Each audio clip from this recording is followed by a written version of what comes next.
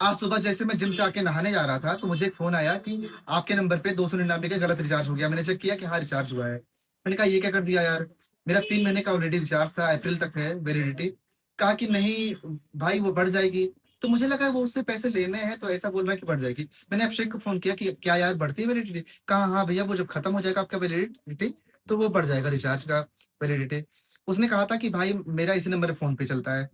अब आम तौर पे क्या होता है कि लोग ऐसे सिचुएशन में अपना फ़ोन बंद कर लेते हैं, उस नंबर को ब्लॉक कर देते हैं। मैंने तुरंत 299 रुपए उसके फ़ोन पे से वापस कर दिए।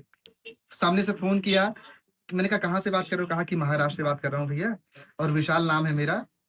विशाल पासवान। पासवान नाम है और आप बहुत अच्छे इंसान हो, थैंक यू सो मच। मैंने कहा मेरी आईडी है फॉलो कर लेना या देखना video, I am Gopal Gupta.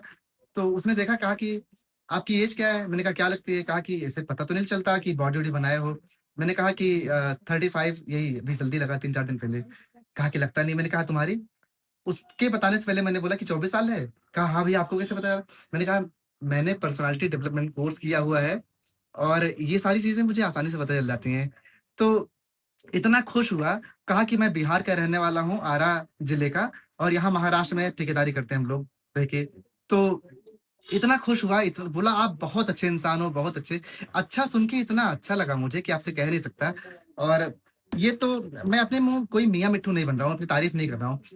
₹300 वापस कर दिए, बड़ा तारीफ़ कर ऐसा नहीं है। ये देखो, कल मैंने लिंक का ताला मँगवाया था, ₹210 के हिसाब से 5 पैकेट में 25 पीस के ₹5250 लेकिन आया कौन सा ताला?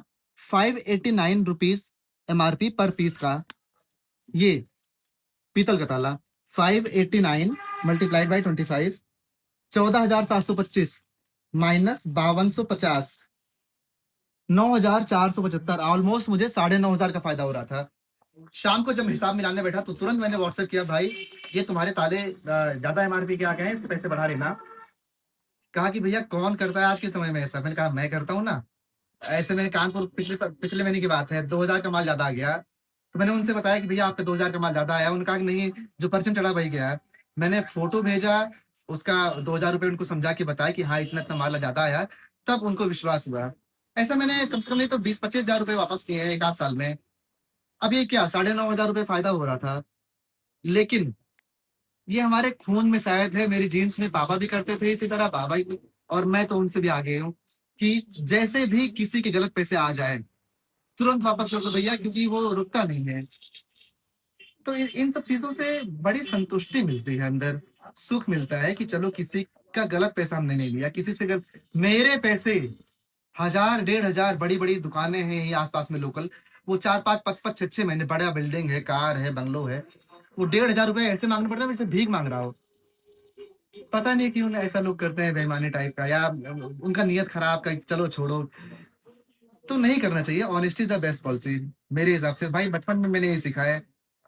संस्कार में, परवरिश में, लाड-दुलार में मेरे कोई कमी नहीं हुई है, ना किसी चीज़ का ये हुआ कि मैंने ये नहीं खाया है, ये नहीं पहना है या यहाँ नहीं घूमा हूँ, सब कुछ।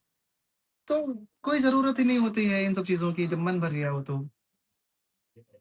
तो सवाल ज़हर का नहीं था, वो तो मैं पी गया।